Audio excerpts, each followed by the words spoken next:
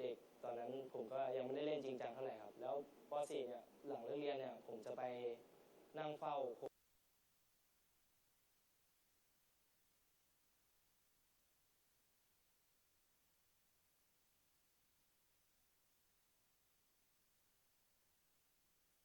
ของผมซ้อมให้พวกพี่ๆเขาครับเดี๋ยวนะ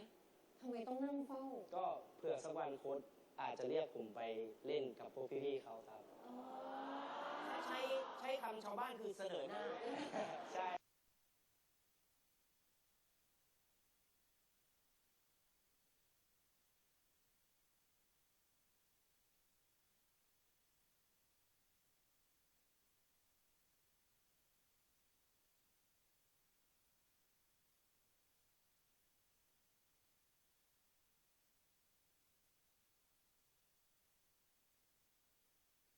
ครับผมอยู่ตรงนี้นะผมอยู่ตรงนี้นะใช่ครับเฝ้าอยู่นานไหมกว่าเขาจะเรียกเราไปเล่น2 อาทิตย์ครับ2 อาทิตย์ใช่โอเคนะแล้วตอนที่เขาบอกให้โอกาสเราตอนนั้นรู้สึกไงผมรู้สึกตอนนั้นผมตื่นเต้นและดีใจมากเลยครับผมคิดว่าผมมีโอกาสแล้วต้องทำให้ได้ครับครับผมแล้วพอลงไปปุ๊บเป็นไงก็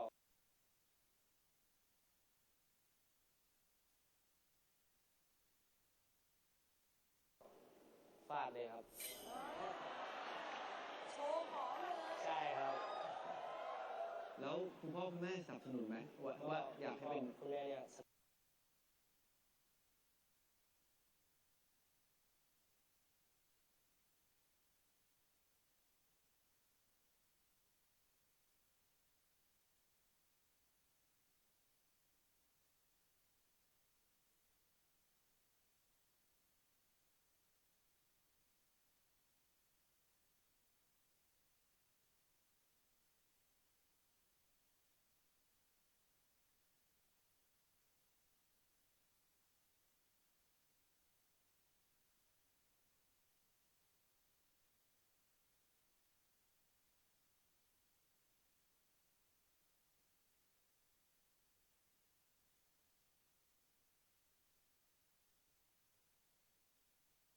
ประมาณ100 กว่าครั้งแพ้หมดเลยครับ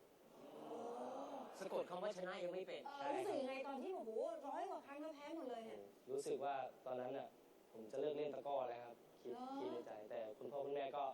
ให้กำลังใจมาโดยตลอดจนผมสู้ต่อ